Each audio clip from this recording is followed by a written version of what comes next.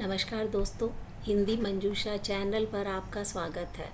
चलते हैं कहानी मंच की। और आज की कहानी जो कि कर्नाटक की एक लड़की ऋतुपर्णा केएस के जीवन की सच्ची घटना पर आधारित है। कहानी का शीर्षक है एक मौका दीजिए। कहानी शुरू करती हूँ दोस्तों।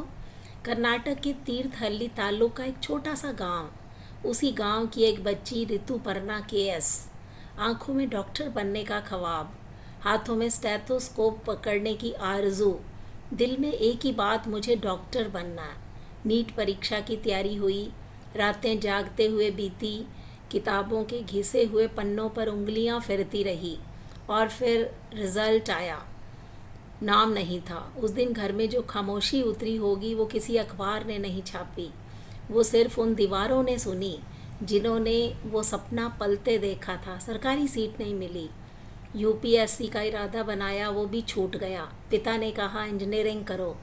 जब हम किसी परिस्थिति को बदल नहीं सकते तो हमें खुद को बदलना पड़ता है।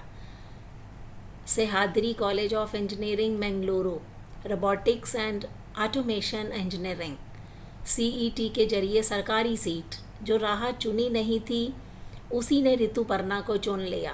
पोस्ट ट्रोमैटिक ग्रोथ, यानी आघात के बाद इंसान टूटता नहीं, वो पहले से मजबूत होकर उठता है। ऋतुपर्णा उसी कॉन्सेप्ट की जीती जागती मिसाल थी। उसने खुद कहा, पहले दिन से ही खोज करना, नए आइडिया निकालना शुरू कर दिया। दर्द को उसने अंदर बैठने नहीं दिया, बल्कि दर्द को ईंधन बना दिया। पहला साल, पहला प्रोजेक्ट, सुपारी के किसानों की तकलीफ़ देखी। ऊंचे ऊंचे सुपारी के पेड़, थके हुए हाथ, घिसी हुई चप्पलें। उसने और उसकी टीम ने रोबोट बनाया, एरक नॉट हार्वेस्टर और स्प्रेयर। गिया के आईएनईएक्स इंटरनेशनल कॉन्फ्रेंस में जापान, चीन, रशिया, सिंगापुर की टीम्स को पीछे छोड़कर गोल्ड और सिल्वर दोनों मेडल्स ऋतुपर्णा के पास। एक लड़की जो डॉक्टर बनने चली थी, उसने किसानों के थके हाथों का दर्द रोबोटिक्स से थाम लिया। मिट्टी से जुड़ाव गया नहीं था, बस रास्ता बदल गया था। फिर एनआईटी के सूरतकल, रोबोटिक सर्जरी पर रिसर्च। डॉक्टर्स ने मिलकर समझा कि हाथ जहां कांपते हैं और रोबोट कहां थाम सकता है। दक्षिण कन्नड़ के पूरे ज़िले से सिर्फ 15 विद्यार्थियों को फेलोशिप मिली। ऋतुपर्णा उनमें से एक थी, लेकिन उसे और आगे जाना था, बहुत आगे। उस दिन उसने रोल्स रॉयस को कोल्ड मेल लिखी। कोई आईआईटी नहीं, कोई बड़ा नाम नहीं, बेंगलुरु का एक कॉलेज। एक लड़की दुनिया की सबसे बड़ी एरोस्पेस कंपनी की सीधी दस्तक। रॉयल रॉयस ने साफ कहा, तुम हमारा एक भी टास्क एक महीने में पूरा नहीं कर पाओगी। ऋतुपर्णा ने कहा, एक मौका दीजिए। उन्होंने 30 दिन का चैलेंज दिया, उसने 7 दिन में पूरा कर दिया। रोल्स रॉयस रुक गई। दिमाग बदल सकता है, आदत से, अनुभव से, जिद से। ऋतुपर्णा का दिमाग नीट की उस रात के बाद एक नई दिशा में नए कनेक्शन बना रहा था। हर प्रोजेक्ट, हर रात की मेहनत, हर बंद दरवाजे पर दस्तक। फिर शुरू हुआ वो सफ़र जो किसी दास्तान में नहीं लिखा जाता। रात 12 बजे लैपटॉप खुलता, सुबह 6 बजे बंद होता। यूके के इंजीनियर्स के साथ जेट इंजन मैन्युफैक्चरिंग। सुबह होते ही कॉलेज, छठा सेमेस्टर, परीक्षा, असाइनमेंट, सबमिशंस, 8 महीने लगातार। उस रातों में नींद कहाँ गई होगी ये ऋतुपर्णा जानती नहीं। शायद वो बंद खिड़की जिसके पार अंधेरा था, इस तरफ एक लड़की जेट इंजन की भाषा सीख रही थी। घर में किसी को कुछ नहीं बताया तब तक जब तक नतीजा खुद बोलने लगा।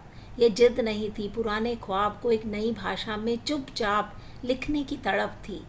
दिसंबर 2024, रोल्स रॉयस के जेट इंजन मैन्युफैक्चरिंग डिवीजन में प्री प्लेसमेंट ऑफर 39.6 लाख।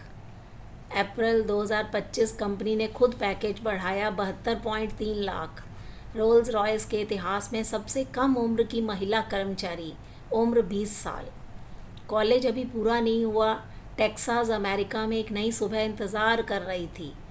जब नीट का रिज़ल्ट आया था, उस शाम उस घर में एक पुरानी डायरी रही होगी, कहीं जिसमें डॉक्टर बनने के ख्वाब लिखे थे। उन ख्वाबों को किसी ने काटा नहीं, बस उन्हें एक नई भाषा में लिखना शुरू कर दिया। रोबोटिक्स की भाषा में, जेट इंजन की भाषा में, रात के 12 बजे की खामोश मेहनत की भाषा में। जो दरवाज़ा बंद हो वो मंजिल नहीं थी, वो बस रास्ता था। आपकी ज़िंदगी में भी कोई रात आई होगी जब लगा कि जो चाहा था वो नहीं मिलेगा। उस रात के बाद आपने क्या किया, ज़रा सोचिए। ऋतुपर्णा के जीवन की मेहनत, लगन, निष्ठा, समर्पण, एक मौका दीजिए। ये शब्द हमें मेहनत करने के लिए प्रेरित करते हैं। तो ये थी सच्ची घटना पर आधारित कहानी एक मौका दीजिए। ये कहानी आपको कैसी लगी, इस पर अपनी प्रतिक्रिया दीजिए। हिंदी मंजूषा चैनल को सब्सक्राइब कीजिए। मिलते हैं अगली वीडियो में, तब तक के लिए नमस्कार।